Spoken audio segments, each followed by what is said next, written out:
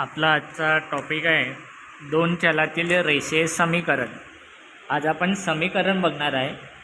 त्याआधी छोटीशी तुम्हाला सूचना द्यायची आहे।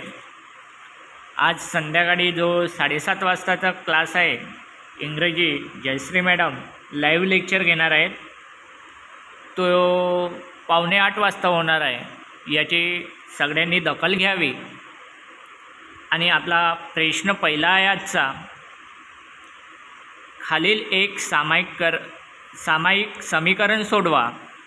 आणि आपलं पहिलं समीकरण आहे 3a अधिक 5b बरोबर 2।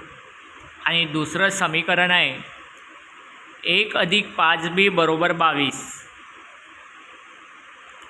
याला तुम्ही समीकरण 1 म्हणू शकता 3a अधिक 5b बरोबर 26। आणि समीकरण 2 याला म्हणू शकतात a अधिक 5b बरोबर 22।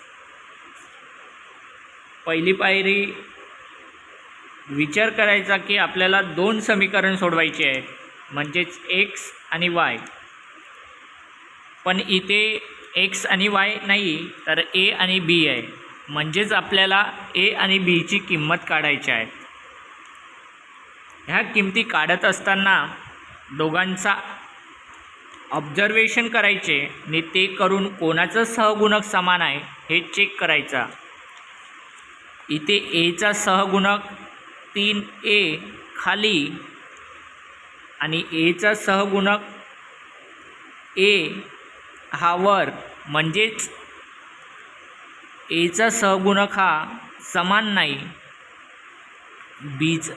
बीचा सहगुणक 5 वर आणि बीचा सहगुणक 5 खाली, म्हणजेच बीचा सहगुणक हा समान आहे।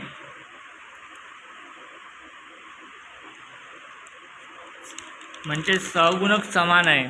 आता बीचा सहगुणक समान असल्यामुळे म्हणूनच आपण का करू शकतो, बी कॅन्सल करू शकतो। दोन समीकरणाची वजाबाकी करून बी कॅन्सल झाल्यामुळे ए ची किंमत ॲटोमॅटिक मिळेल। बी कॅन्सल करण्यासाठी एकतर समीकरणाची बेरीज करावी लागेल किंवा वजाबाकी करावी लागेल। आता बेरीज करायची की वजाबाकी, इथे जर बघितलं तर बेरीज केली तर 5 अधिक 5 10 होते। आपल्याला 10 नको, म्हणून 5b कॅन्सल, म्हणजेच वजाबाकी करायची। मग 5 मधून 5 गेले 0, म्हणजेच इथे वजाबाकी करावी लागणार। दोन समीकरण म्हणून यासाठी आपण लिहूया समीकरण 1 3a अधिक 5b बरोबर 26। आणि समीकरण 2 a अधिक 5b बरोबर 22। समीकरण करताना आपली चिन्हे बदलतात, वजाचे अधिक होतात व अधिकचे वजा होतात। म्हणूनच इथे सगळे अधिक आहेत, म्हणून इथे सगळे वजा होतात। आता 5b हा सहगुणक सेम असल्यामुळे 5b हा कटत आहे। म्हणूनच आता 3a मधून a गेला, किती राहिले 2a बरोबर 26 मधून 22 गेले, 4 राहिले। आता आपल्याला काढायचं आहे किंमत a ची। मग हा गुणिले आहे, बरोबर चिन्हाच्या पलीकडे गेला म्हणजे भागिले झाला। a हा गुणिला आहे, बरोबर चिन्हाच्या पलीकडे गेला म्हणजे भागिले झाला। a बरोबर 4 भागिले 2 बरोबर a बरोबर 2।